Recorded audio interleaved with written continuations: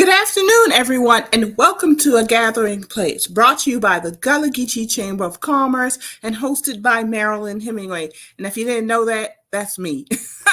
It's good to have everyone here today. We're excited about our program, Ukweli, and it's Searching for Healing Truth. And I am looking forward to this. So I'm looking forward to your questions and comments regarding this Searching for Healing Truth. And we have 3 contributors to this collection who are ready to answer your questions and share with you why they wrote what they wrote and their research. And it's Heather Hodges, Herb Frazier, and Portia Cobb are going to join us right after this opening message. We'll see you in a moment. Hello, I'm Marilyn Hemingway, and welcome to A Gathering Place. I said, I'm stepping back because we have young voices who want to be heard and they're moving on something. Branding is really important to you and your business. Even a basic type of technology, you'll learn it all. And people are Good question.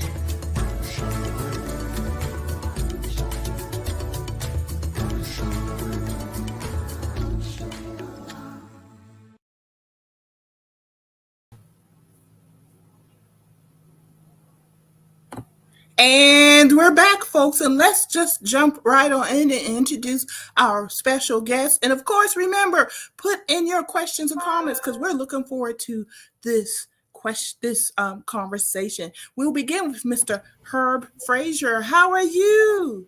I'm well. How are you? I'm doing great. Thank you very much. I want to add, let me make sure I'm correct. You are a current commissioner or former commissioner of the Gullah Geechee Cultural Heritage Corridor? As of March, I'm a former commissioner. Oh, Sorry to hear that. Yeah. Well, I'm still connected. I know you are. You are deeply connected. You are deeply connected. So you are in the know, and you are the lead on this project. Am I saying that correctly?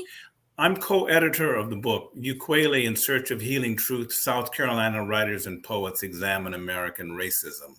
All right, very good. And we are looking forward to this discussion. And next, we'll introduce Heather Hodges, former executive director of the Gullah Geechee Cultural Heritage Corridor Commission. Heather, what are you doing right now? I know you're down in New Orleans, but what are you doing down in New Orleans? Well, good afternoon, everyone. And Marilyn, thank you so much for having me this afternoon. I moved to New Orleans to take a job with the Historic New Orleans Collection, which is a museum, research center, and publishing house dedicated to stewarding the history and heritage of the Gulf South. And at the museum, I am the director of external relations. All right, very good. We're looking forward to hearing a little bit about that and what that involves. You told me a little bit, but I want you to share that with our audience also. And we have also joining us Miss Portia Cobb. Miss Cobb, thank you for joining us. And you are joining us from Wisconsin. And tell us a little bit about yourself so our viewing audience can know why you're here. Well, I have connections to Charleston through my maternal family, and I am in Wisconsin because I teach at the University of Wisconsin-Milwaukee. I'm an artist, I'm a documentary maker, and I also am a photographer and a poet. So I have 2 poems in this volume, and it's an honor to be included and thank you for having me today. Thank you for joining us. Thank you to all of you for joining us today. Now, you mentioned your maternal line is through Charleston. You got to drop a name because we got to figure out we family. Okay. Well, family name is Ash. Ash? Yes, A-S-H-E, Ash, Okay. along Young's Island. And you wouldn't be related to Arthur Ashe, would you? Well, we say we are. Well, claim it. Tennis legend, for you young folks who may not know, Arthur Ashe, tennis legend. Yeah, very good. Well, thanks everybody for joining me today. And I just want to dive into this conversation and find out why this collection? Herb, if you could start that conversation for us, why this collection and what led you and your co-editor to make this happen? Well, my co-editor on this project is the late Horace Mungin. Unfortunately, Horace passed away in September of last year before we launched the book in February of this year. But Horace called me in late 2019 and invited me to participate with him and 4 other writers on a program at McLeod Plantation, which is near Charleston. It's in Charleston. It's just across the river from downtown Charleston on James Island. And his plan was to present a 5-part series of essays and lectures. Horace is a poet. Horace was a poet. He had been writing poetry since the mid-1960s. And he put together this poetry lecture series at McLeod. And he initially wanted to call it Black History for White People Only, because Horace was extremely frustrated that whites in America, do not appreciate Black history. Either they didn't know it, and if they knew it, they ignored it, and if they knew it, they misunderstood it. So out of his frustration, he wanted to put together this series at McLeod. Well, Black History for White People Only is a little jarring. It gets your attention, doesn't it? Mm-hmm. But he went back to the drawing board with some advice from McLeod and put together a different approach. He came up with the word Ukweli. Ukweli is the Swahili word for truth. And as we know, there's not enough truth telling in America right now. And he wanted each essayist to present something, and he paired that presentation with his poem, one of his poems. He has a very large volume of poems. We did that. We started out in early 2020. I was the first presenter. I talked about I'm a journalist. I've been a journalist for over 30 years.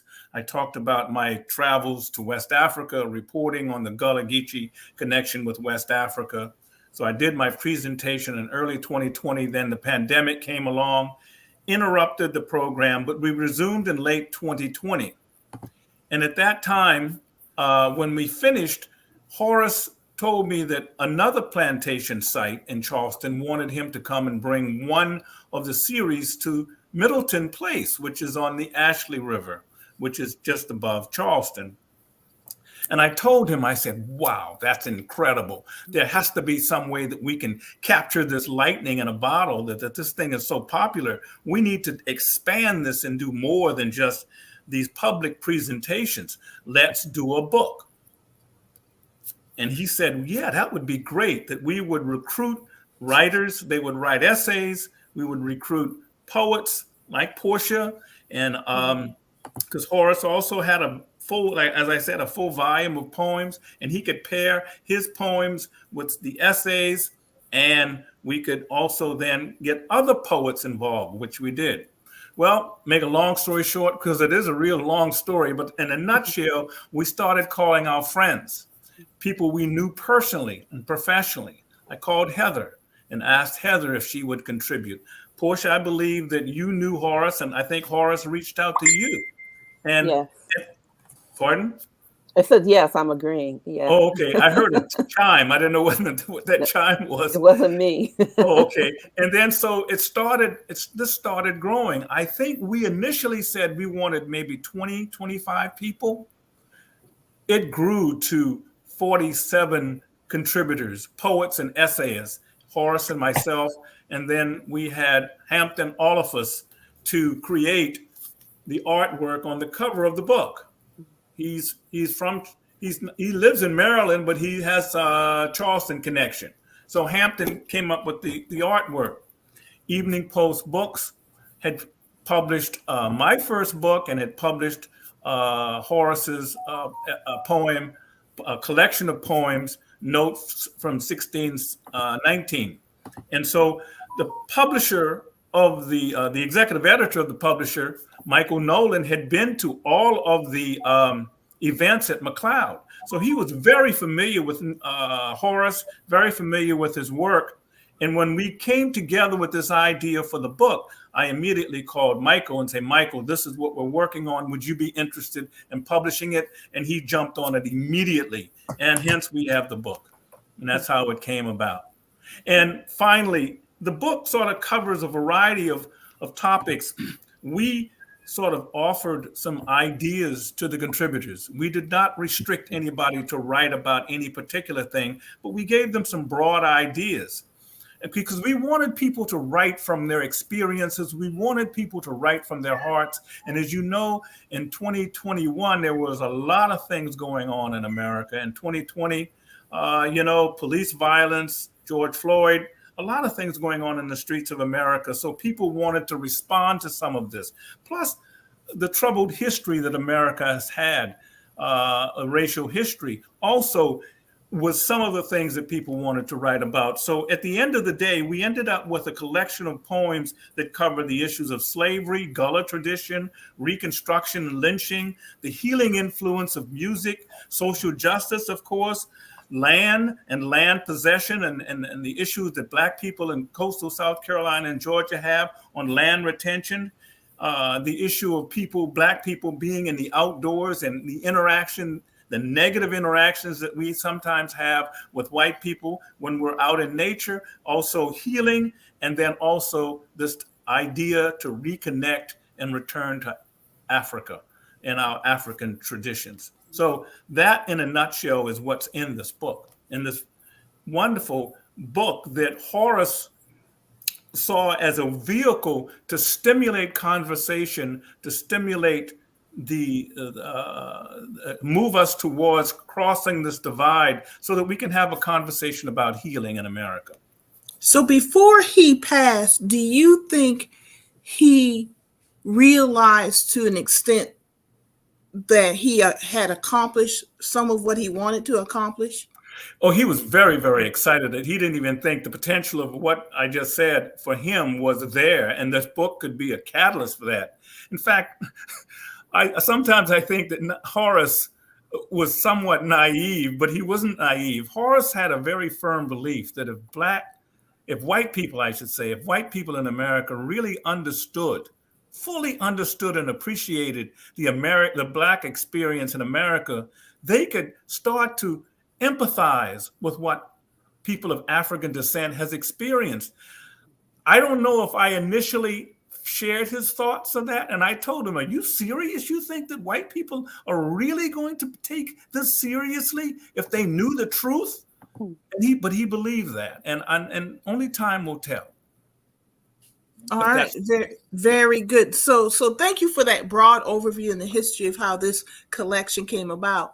Heather, you wrote about watch night services, and which is all about traditions. We're actually in Georgetown, where I'm located, having those conversations now because of Juneteenth.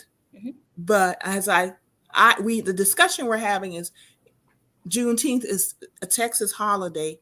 Yes, it's recognized as a federal holiday, but this ties into what Horace, I think, was looking at also, and that looking at a fuller picture of the African-American experience, it's not just Juneteenth. We've got to talk about emancipation and all of those traditions that came about because of emancipation. So your essay was about, let me pull that out, from Freedom's Eve to Jubilee in the Morning, Race, Reconciliation, and Atonement in the Gullah Geechee Watch Night Tradition.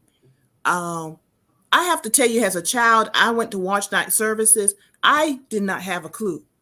I think so often we just go because it's traditional to go. You go because mom and daddy go. But I don't think they ever thought to explain why we were going. I just thought it was a religious service on New Year's Eve. And then when you hit your college years, then I'd rather go to a party than watch night services, not understanding the traditions of watch night services and knowing Mr. Bruce Howard, who had this deep melodious voice, would sit at the door and they would turn off the lights and he would say, "Watchman, watchman." And, they had the back and forth, the call and reply, and had no clue until I was older why we had watch night services. Mhm. So I say all that to give some context, that personal context, but why that particular essay and topic? It is because when I joined the Gullah Geechee Cultural Heritage Corridor as the executive director in 2017, one of the many important projects I inherited was a project that was conceptualized by my predecessor, the great esteemed scholar, Dr. J. Herman Blake, to call attention to the Gullah Geechee Watch Night tradition, and also to bring some more of that historical context to conversations about this important part of Gullah Geechee life. And so in the course of doing that work and carrying on his legacy, what I discovered is that there actually isn't very much written about the Gullah Geechee Watch Night tradition. Scholars haven't studied it, and you can understand why. It is something that occurs in churches on New Year's Eve, among the congregation, and so there would be no real reason for very many outsiders to come to a watch night service. But it was important for the reasons you mentioned, for someone to begin the work of documenting the history. Now, the folkloric aspects have been documented. The songs that people were singing have been recorded, the fact that it happens. But what was missing was that broader historical context to remind people why Gullah Geechee people have maintained this tradition that dates back until 1863. So that's why I raised my hand to write this essay, to put some of that history back on the record, but also to remind people that when you think about our enduring quest for racial justice, for reconciliation, for atonement as a Black people in this country, what happens on watch night is an important opportunity, an important space for us to collectively consider where we are on that journey. So under your term as executive director, the commission and commissioners, Watch Night became more of a community. It broadened beyond, as you said, that particular church, and became more of a community event. So explain to me how that ties into your essay, but why was the decision made to open it up to the community? And did you get some pushback? So I think what you're referring to is our decision in 2019 to collaborate with Morris Brown AME and Mother Emanuel in the 7th District of the Episcopal Church, African American Episcopal Church, to host a watch night service at 2:00 in the afternoon and not the usual 10 o'clock service.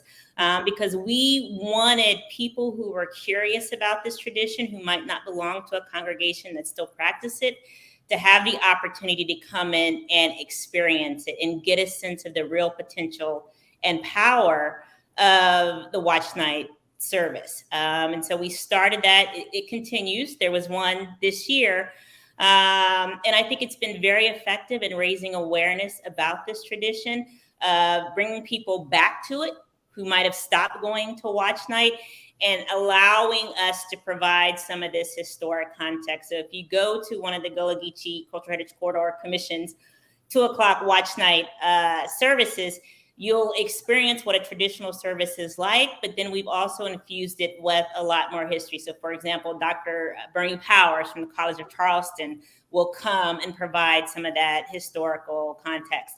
And we didn't receive any negative pushback. The fact that it happened in the afternoon meant that it wasn't competing with the regular 10 o'clock services. And we were just astounded by the response. I think Herb has been to a couple of those services. They've grown every year in terms of the number of people that want to attend. And so, again, thanks to Dr. Blake for seeing the real potential for using this as an opportunity to talk about this history, but also to position the Gullah Geechee people squarely at the center of the conversation when we talk about the possibility for continuing to preserve this tradition. All right, very good. Thank you.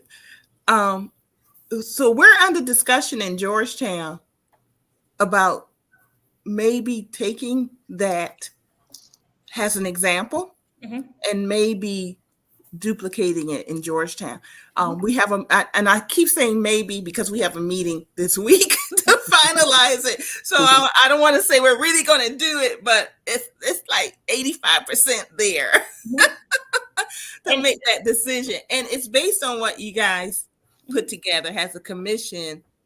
And I'm pushing it because I think it is something that centers the Gullah Geechee, but broadens the community.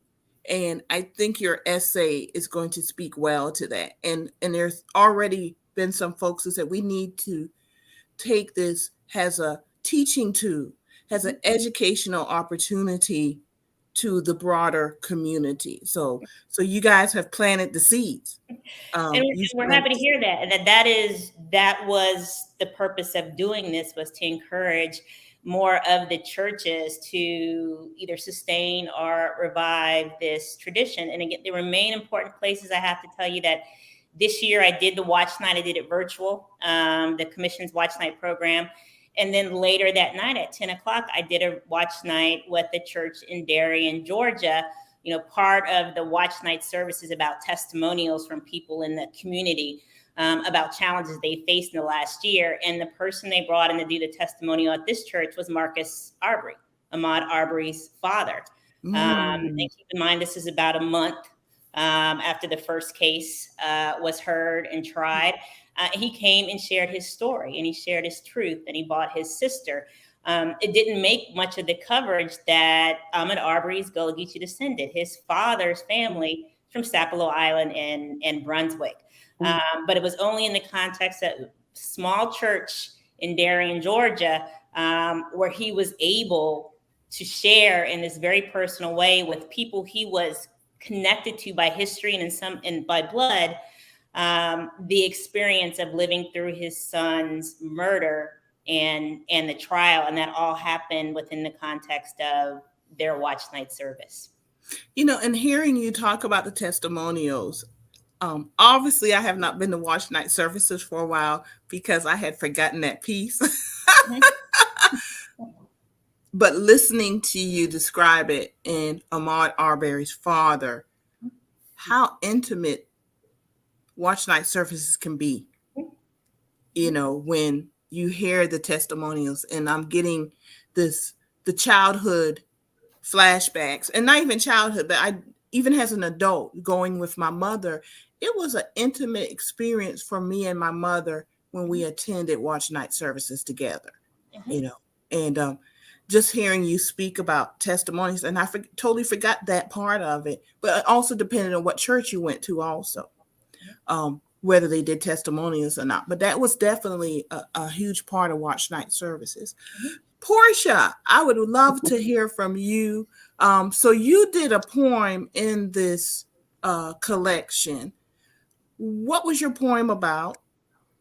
Oh, I did two. Okay. One is kind of a portrait of Jack McCrae, and the other I did more in the spirit of the book, which, you know, spoke to how we're seen by non-Black people. And so I had written that particular poem, which is called Under Their Gaze. I had shared that with Horace sometime before I knew that the collection was coming together. And I submitted like maybe 3 samples, and he resonated with the 2 that were chosen. So, and, you know, I think that my writing always reflects my experience in Charleston and the history of it. So being outside of Charleston is really interesting because I have the opportunity to kind of educate people outside of Charleston about Gullah Geechee culture through my artistic expression, through the stories that I tell, and through my poetry when I'm reflecting on places and the importance of cultural events that I've experienced there. So hearing Heather talk about watch night, my mother used to tell me about it. So I think the first time I really experienced it was as an adult, which wasn't that long ago. And then I incorporated it into a video that I did, a documentary observational video that I did later on, as a part of the community celebrating and at the same time preparing for the cookout that was going to occur on New Year's Day. But men under, under the starry night, basically preparing for that next day, and people leaving watch night and stopping by that cookout. So I found it to be rich with a story, and I try to incorporate those stories. So my poems always are kind of a remembrance of my experiences in Charleston and an extension of my Gullah Geechee identity. I'm going to put you on the spot. And I should have asked you this before we came live. You wouldn't be prepared to do an excerpt, a couple of lines from your poems, would you? Well, one is really short, and I think I should read the whole thing. Is that okay? Okay, that's fine. That's fine. Okay, so I'll read this one. Actually, I had Joy Vandervoort Cobb record a reading of this poem after I wrote it, and she really, really performed it. So I'll try to come close to how she read it. All right. Okay, I'm going to read Jazz Men, remembering Jack McCrae. In this holy city, we pour libations and drink drinks of pure shine from a flask fetched deep from the bosom of Black joy. In speakeasy spirit houses, we toe tap on creaking wood floors to pizzicato double bass strings. I once saw jazz man Jack McCrae dash across rain-slick streets and back alley cobblestone corridors, headed to meetings of this profound sound, an image suspended in time. He could translate the lingo of brass and drum, speaking in tongues, might offer his own pocket square to dab away salty droplets rolling from the temple of a brethren, drummer setting trembling cymbals and counterclockwise spirals on music hall stages. In Charleston, we gather in these parlors of remembrance, witness trickster spirits trance dance on the faces of jazz men, holding us in an eternal embrace, holding us. Thank you. Thank you.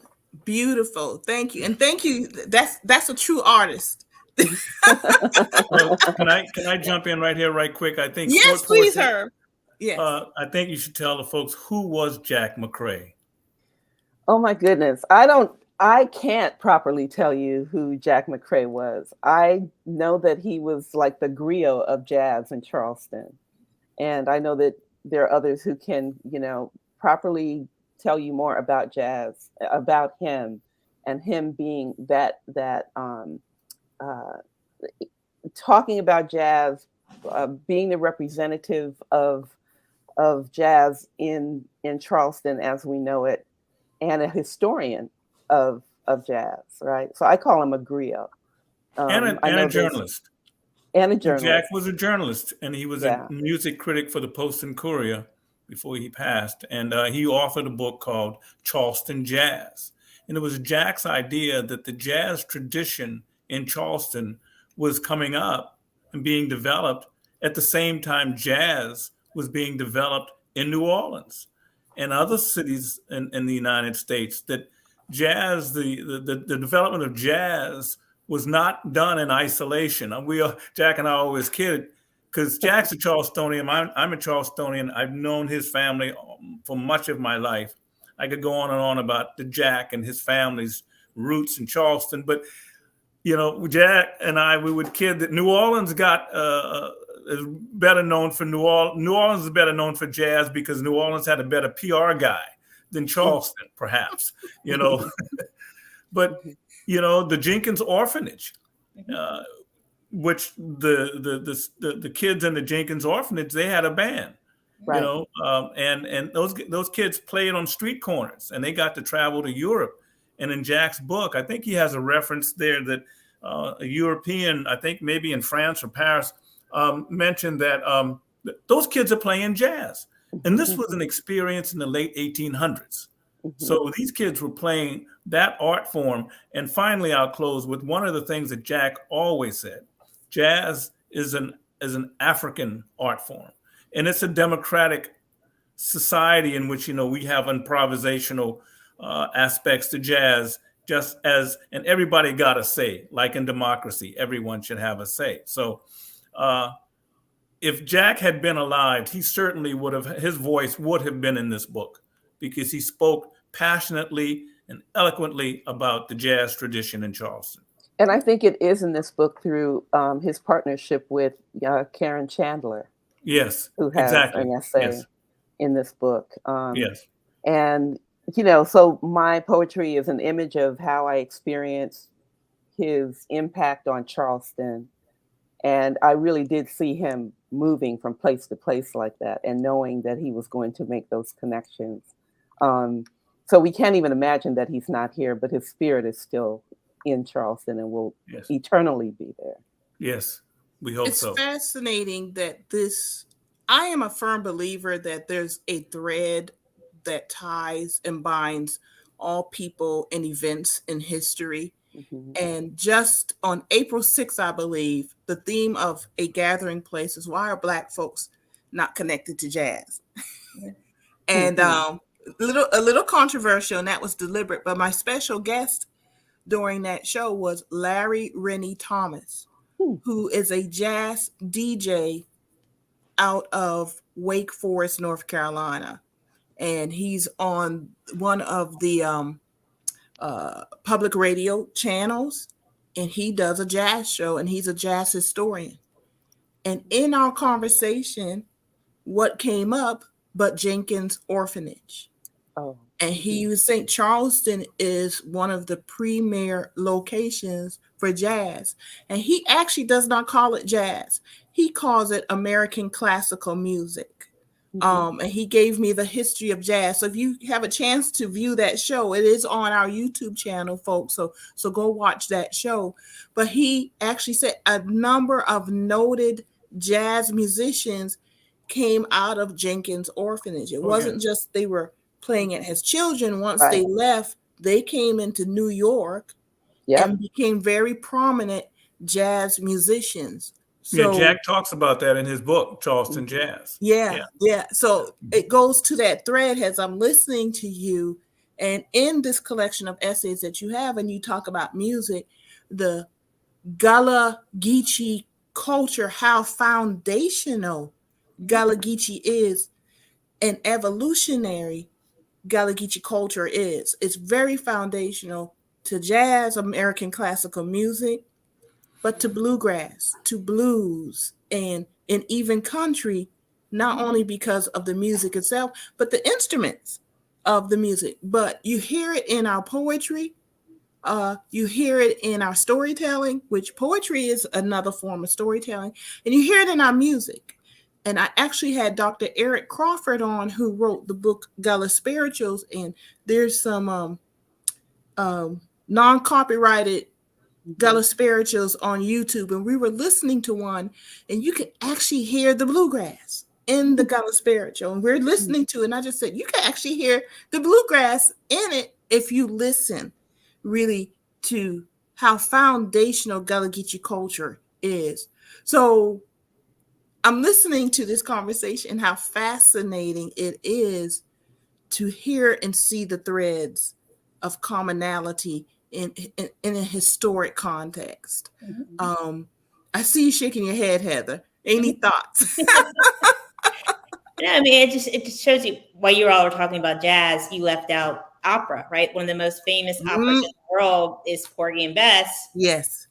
Which is a Gullah Geechee folk opera. And much work is being done by myself and others to recenter the Gullah Geechee experience in that opera. But when you think about leading American composers, they don't get any bigger than George Gershwin. So it's not just that he composed an opera around Gullah Geechee people. He actually spent time in Charleston listening to Gullah Geechee men and women sing, mostly in churches, and out on the islands, James Island, Wamala Island, where I've done my field work. And that is still one of the most performed musicals in operas in the world. And still very few people know about its historic connection to the waterfront East Side Gullah Geechee communities in Charleston, South Carolina. And so I think one of the added benefits of this book in that Herb and Horace allowed us to come at this project from so many different angles is to show you how much history has been left out, right? If Gullah Geechee people were allowed to write the textbooks, the social studies and history books for South Carolina, it would probably look more like this, right? We have to account for the systematic eliding over the Gullah Geechee contributions. And I loved in Simon's essay where he compared Charleston's experience to that of South Africa and said, when is Charleston going to have its own Truth and Reconciliation Commission? Because these things still need to be litigated and brought to light. So the contributions to jazz, the contributions to opera, but all this history and these connections that we are making across the essays and across the poems. That is, if you were going to teach a class about the Gullah Geechee experience in South Carolina, this becomes canon, right? Because it shows you all the different ways Gullah Geechee people believe that history and experience hasn't been adequately accounted for. Very true. And before I say my next remark, I just want to remind everyone that you are watching A Gathering Place, brought to you by the Gullah Geechee Chamber of Commerce. And we have our special guests with us, Herb Frazier, Heather Hodges, and Portia Cobb today. And a wonderful conversation today. One thing I'm learning with this book collection of essays and poetry, but also 1619, because we can't avoid that. And CRT is, once you start understanding history and learning more about it, once you see it, you cannot unsee it. And especially in my personal journey, learning more about who I am as Gullah Geechee, it gives a richer context to my personal experience. Herb, in this collection, who are you seeing showing up to your appearances as you promote this book? Even previously, when you're doing the presentations at McLeod Plantation, who's showing up in your audience? That's an excellent question. And you would think that a lot of us would be showing up, us meaning Black folks, but it's mostly whites. And it's usually white people who are familiar with or curious about the African-American experience in America. And sometimes I'm wondering whether or not we're preaching to the choir when they come. We had an event just Friday night at the Unitarian Church at here in Charleston. Simon Lewis, who's a member of the church, he organized that, and Damon Fordham, whose essay, The Root of the Problem, Portia's poem, Under the Gaze, is paired with Damon's essay. We have gone into, I'm trying to remember now, we've gone into public spaces, churches. So far, it's been white, basically. I'm trying to think of an example of where most of the people were people of African descent. Now, that's good, I guess, because it speaks to Horace's whole intent for what he wanted to do with his poetry series, his whole intent with his whole literary mission to give voice to the voiceless, to people in this country who have experienced some of the negative aspects of living in this country. And maybe the audience is coming to it, and that's the audience who needs to hear it. So maybe that's a good thing. Now, as we know, and you mentioned CRT, critical race theory, and the pushback and the legislative efforts that are across much of this country to try to stifle that. We need to get this book in the hands and get this message before those who are not so welcoming to the message of Ukweli. In time, I think that will happen. In fact, the publisher, Evening Post Books, ran an ad in the Post and Courier, the morning paper here. It said, "Buy this book before it's banned," because this book does not have the message that a lot of people want to have in the classrooms and in public places in this country right now. So we're trying, and we have several events coming up, and we're trying to spread the word as much as we can, and as quickly as we can. I'm glad you brought that point up about your audience. I want Heather and Portia's opinion on that also, those 2 points that you just made with the audience and who's showing up.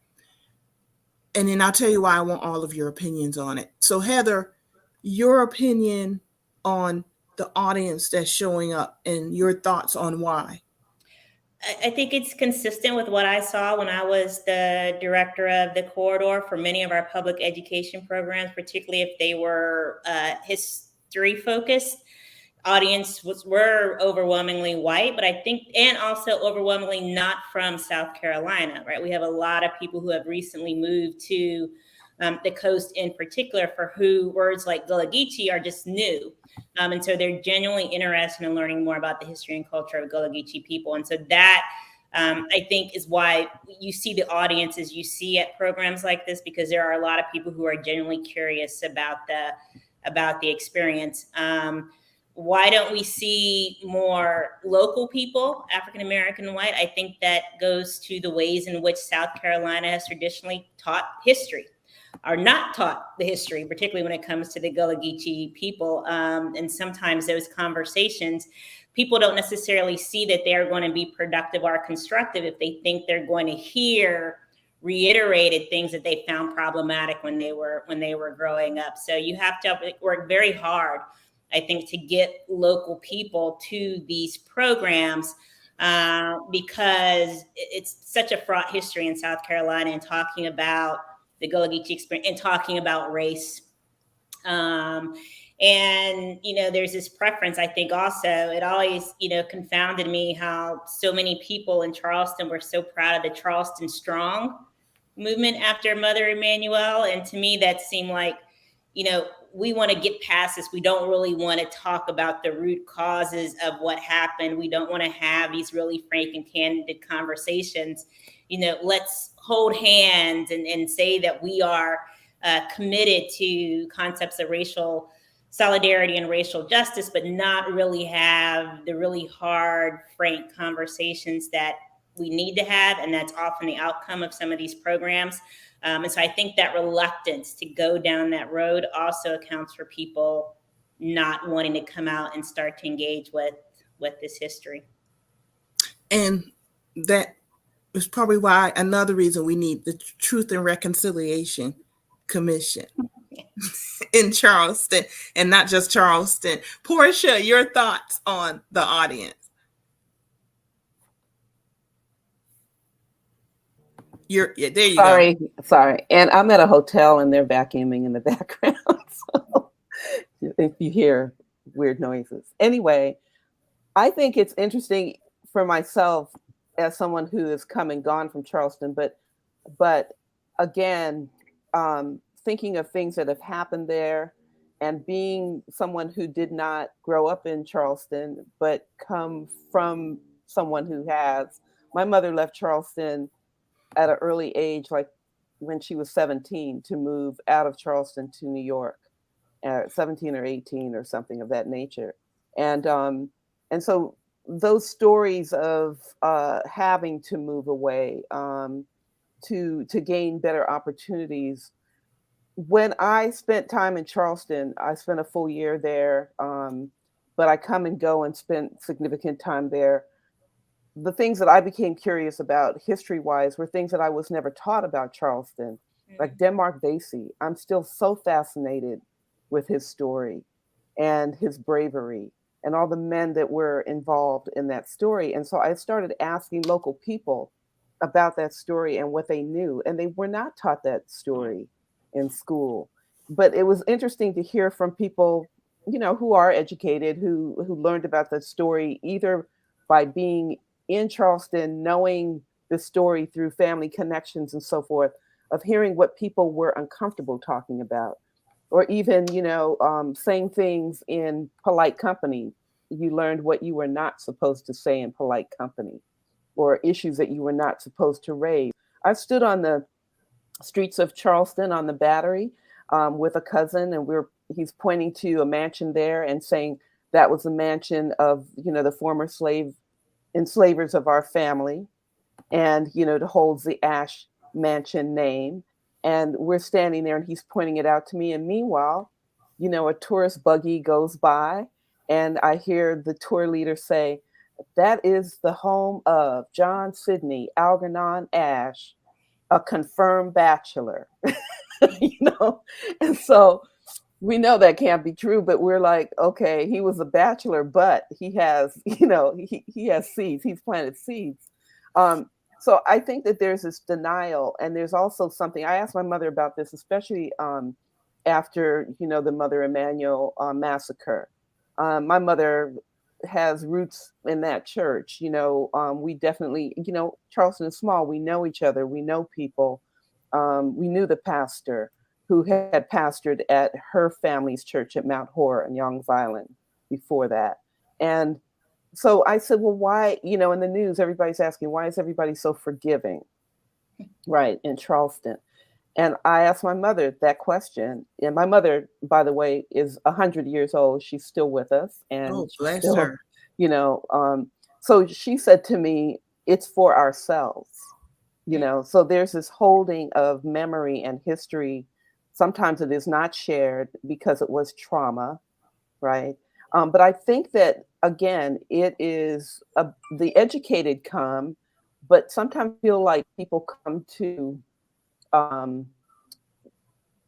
we're having this issue right here in Madison. I'm in a group exhibition for the triennial at the Madison Museum of Contemporary Art. There are 23 Black women. It was a Black woman curator for the very, very first time. And there was conflict around this whole thing. So when you see the audience last night, yes, many of us are there, but it's also populated by a lot of white people who are curious about the stories that we're telling. But I also feel that it's a form of surveillance sometimes. That's just my honest opinion, that people want to make sure, that you're not stepping outside the boundaries of what is comfortable. And, so I feel that there's a lot of that, and I feel that exists in Charleston, from my perspective of being someone who comes in and out of Charleston. Sometimes you can make people feel uncomfortable when you tell them the truth. And I think that that's the whole spirit behind, Horace wanting to start this movement to get people to speak openly and not feel that they were being censored. And I think there's a lot of censorship. And I think that people feel that they have to monitor, just like they did in the past. It's like you build a citadel to monitor people who might be too radical, and so there is this kind of divide between, those knowing boundaries and kind of having the grace to not maybe speak their mind, but to and then you have younger people who are now, not just younger people, but people who have lived outside of Charleston come back and feel comfortable, as I feel that Horace did that in his poetry all the time. That was a long answer, but no, but I loved it. And that's why I wanted all three of you to address that, because for me, this book goes towards who controls the narrative. Mm-hmm. And I'll give you an example. And I think there are two examples, and I have to cite, because we've talked about the Emanuel 9 massacre. I worked in Charleston at the time when it happened, and I was home in Georgetown when the phone started buzzing the news because I did the marketing for Federal Healthcare Network. Part of my job was dealing with like natural disasters and stuff, getting the word out, whether we were going to be open, how we were going to operate. That also included the Emmanuel Nye situation, because I worked out of the headquarters at the time on Meeting Street, which was walking distance from Emmanuel AME.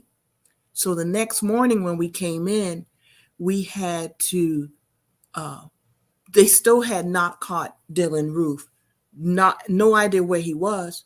And I remember going in, and we had our chief financial officer, some executive management folks. I was management also. And we actually had to search the building. We locked down the building, and we had folks go through the building to make sure that he wasn't there.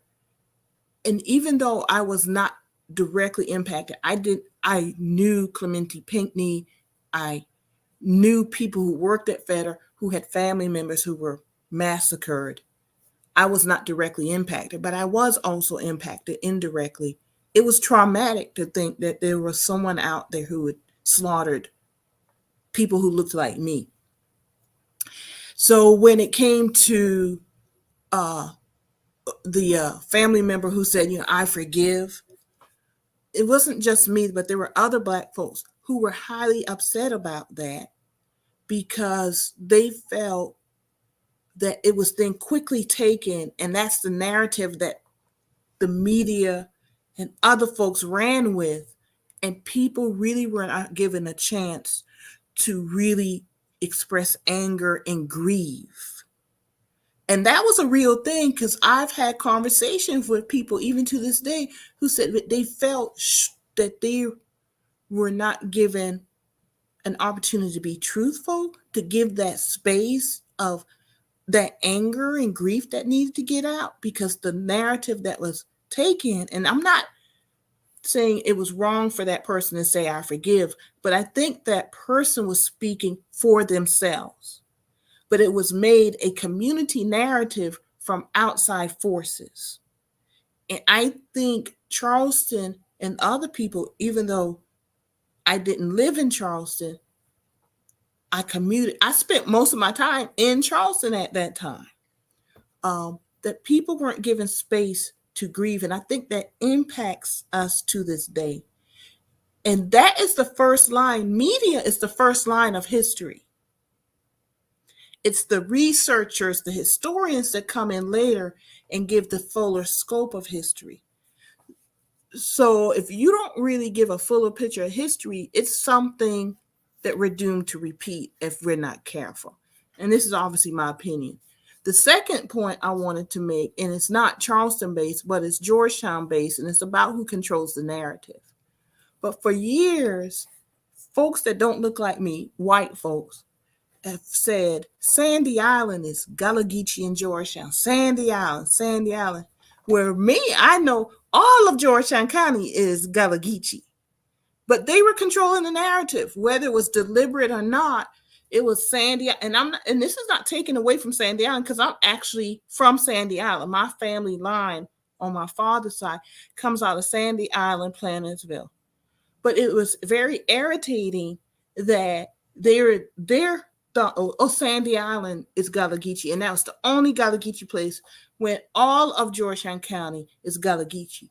But the problem was Black folks, Gullah Geechee, not recognizing their own history, could not counteract that narrative, or choose, did not realize that you needed to counteract that narrative because of the lack of awareness of their own history, of who they really were.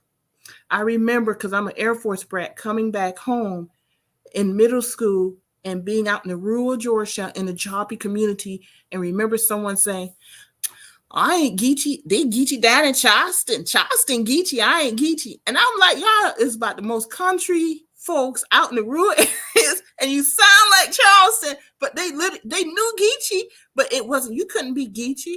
I ain't like them folks in Charleston. I ain't Geechee. And I'm sitting here thinking, but you sound just like them, I'm laughing because I had an aunt who did something similar. She was definitely from Charleston.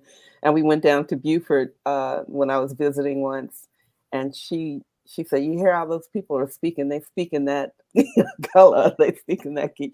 I was like, "But that's how you sound to me." Yeah, that's how you sound. So it's kind of a lack of awareness. But I think that what that leads to is then other people control your narrative. Well, yeah, because see, other people Right. control the narrative, and other people tell people who are Gullah that Gullah people, there was not much of an appreciation 2 generations ago of the culture, because people looked down their nose at it because they didn't think it was anything that was worth to be embraced.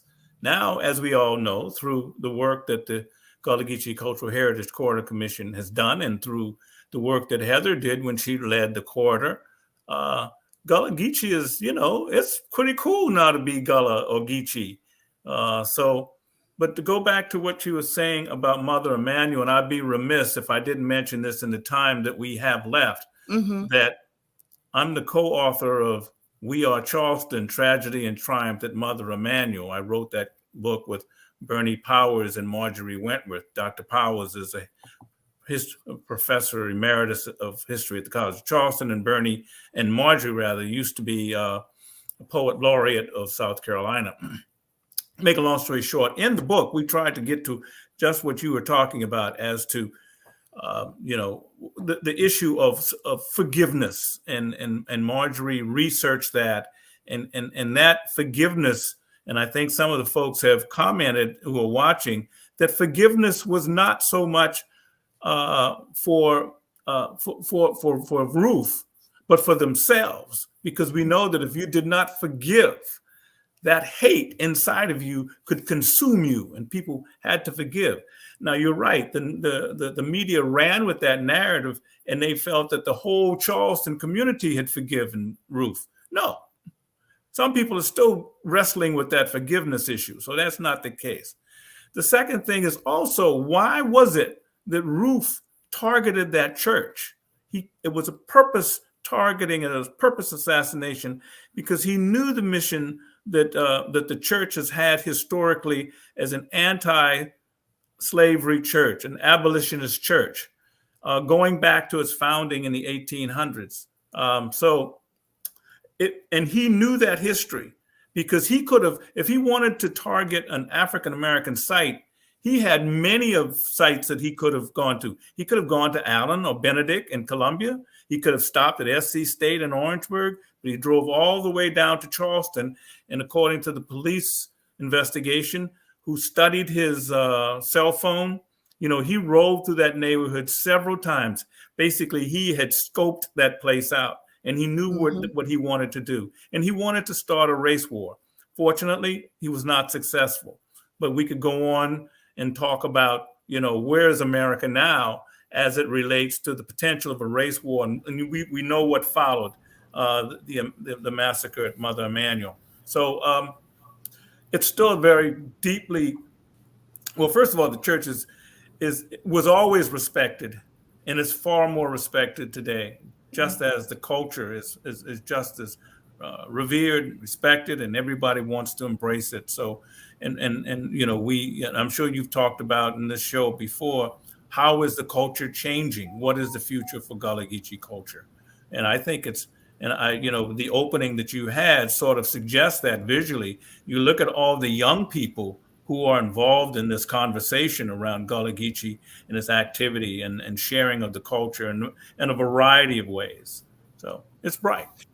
So I think, is this book, has the thought been, and this is going to be the last question because we're almost out of time, that this book opens that discussion further and continues that discussion? Yes, I think it does. It helps educate people.